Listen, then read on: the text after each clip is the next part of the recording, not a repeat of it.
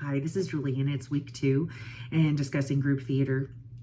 And the first thing I have to say is, wow, I honestly had no idea the amount of methods that went into that came out of the group theater and how what their vision was. Like, the entire thing just kind of overwhelmed me. I've had to like go back and read and take notes and reread, and it's fascinating. It's really fascinating, and it's really neat and almost validating again to see that, okay, some of these things that they started, I've have learned and am also using, and I think that's really, really cool. So, very first thing I think that really stands out to me is, and I talked about this in my first video, the ensemble, because I really try to run an ensemble classroom and, an improv classroom where we're like, yes, and we want to make each other look good, because if everybody's making everybody look good, then everybody looks good. And so this idea of the ensemble, obviously, it's kind of a utopia. Maybe you can touch it, but you're not going to be able to hold on to it. That really stood out to me because that's really what I teach.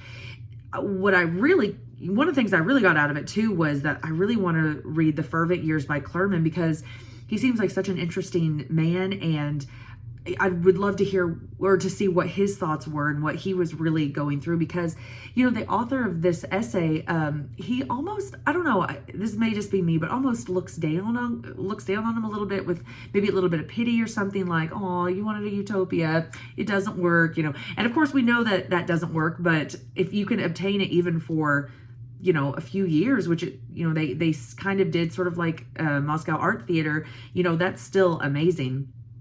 Another thing that I really thought was interesting is I also read the chapter before the American Revolution, Smashing the Fourth Wall. And so I read a little bit about Vantangov and his methods that Stanislavski thought were amazing.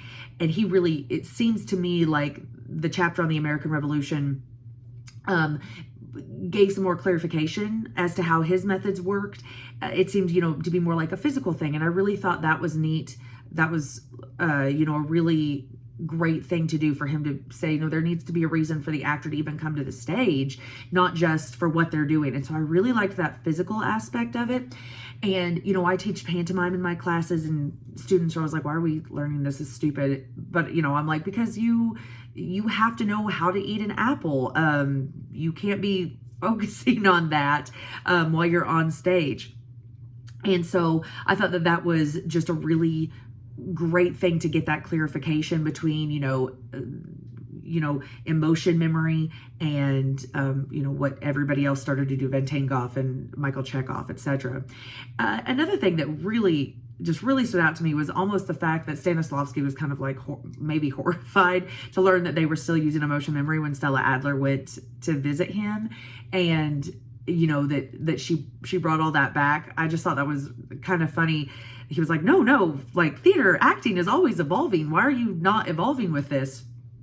But another thing, I think that obviously I've not gotten to the chapter on Strasberg yet, but I'm interested to see it, because he kind of seemed like, he was, I don't know if jealous is the right word, but seemed to not be super happy that they had gone to Stanislavski, which is crazy since he was the one that started the MAT, and you would think that he would want to learn as much as he could, but obviously just from what we've read so far, he did not care for that.